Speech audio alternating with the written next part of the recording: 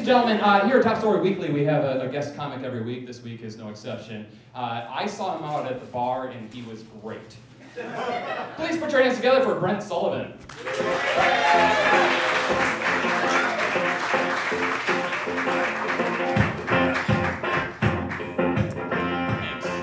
Thanks everyone. I guess I'll tell you about the most awkward conversation I ever had with my dad was in 1996, right after we got AOL.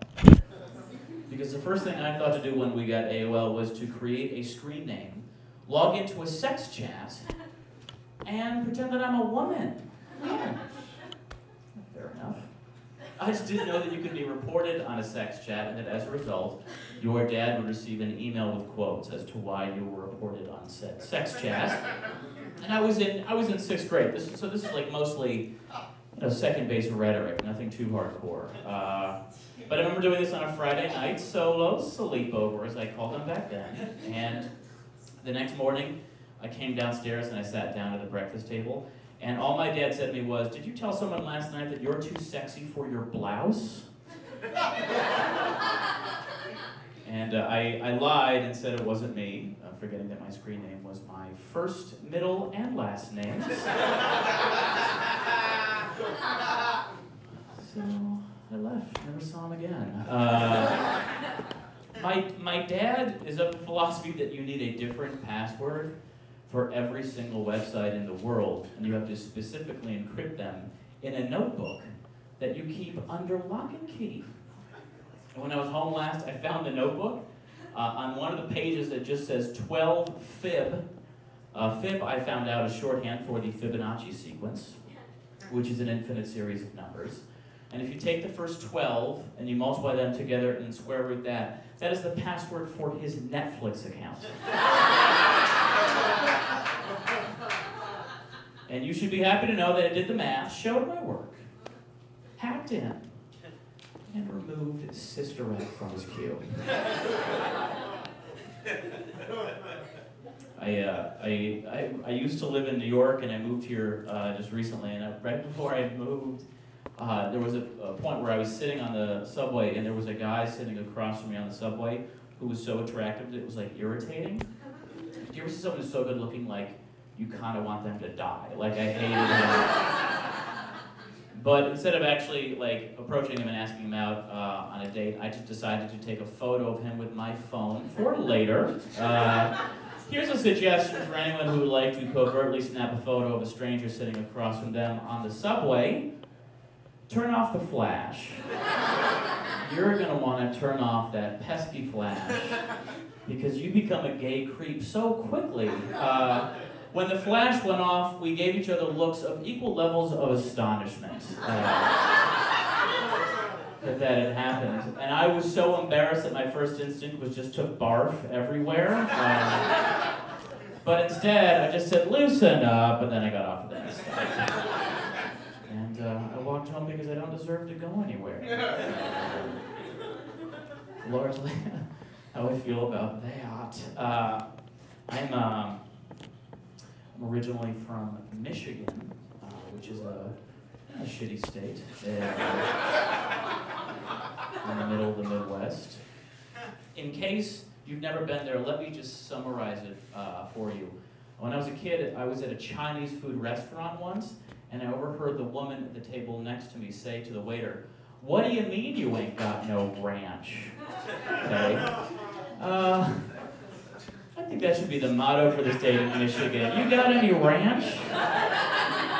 They actually have ranch literally everywhere, except for at Chinese food restaurants. And, figure out if that was I woke up in the middle of the night the other night, and I went to the bathroom, but I was very hungry, so on the way back, I put 3 Oreos in my mouth, and then I fell asleep on my back before I finished chewing. And you might be wondering, how do you know you did this? How do you remember doing such a thing? Which would be a fair question. Because I woke up around 6 seconds later, choking to death. I was just dying in my bed. And I that's good. I went to a focus group once because I come from huge money, and I was worried it was going to be cold, so I wore a t-shirt with like a sweatshirt over the t-shirt. But then when I went, it was actually really hot, so I took off my sweatshirt. But I made that rookie mistake of not grounding my t-shirt to my jeans first. So I just took my shirt off in front of 8 strangers, and the guy doing the focus group actually stopped. I was like, "Are you okay?"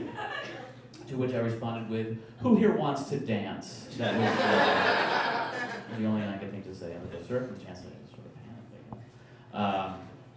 I don't like action movies very much because they give me an inflated sense of self that I am capable of doing something that I'm like, I'll watch like an action movie and see like a guy like jump from a cliff and like hang onto like a ledge. I'm like, I could fucking do that. I was eating spaghetti with a canker straw the other day and I actually started crying. I could not. I started crying, stopped eating, then took a nap. That's how wussy I am. I got a letter in the mail recently from myself.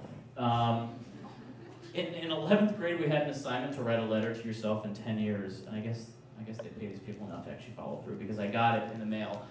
It was long, so I shortened it, but I thought it was kind of adorable, so I wanted to read it for you. So this is from me from 10 years ago. Dear Brent, well, it's been 10 years since you wrote this note, so hopefully by now you've left Michigan. Check. Thank you very much. Thank you. Started doing stand-up comedy. Hello. And met the woman of your dreams.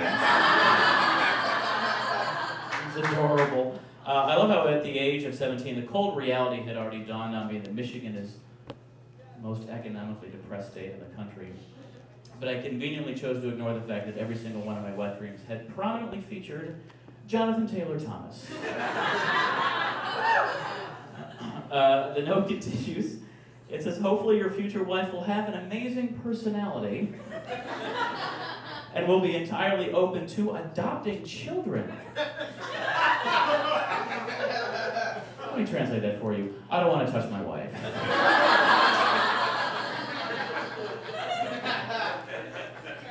We'll high five once a year on Christmas Day, and so that will go. But I did write him back because I feel very strongly about writing back America's youth. So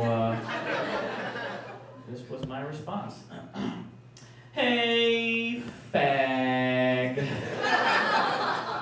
I still remember the last crush you ever had on a girl was Dominique Moceanu, who some of you may recall from the 1996 Female Olympics Gymnastics team down in Atlanta. I remember you noting to a friend of yours at the time that you found her particularly attractive because, and I quote, her breasts are so small and muscular. All right, thanks everyone.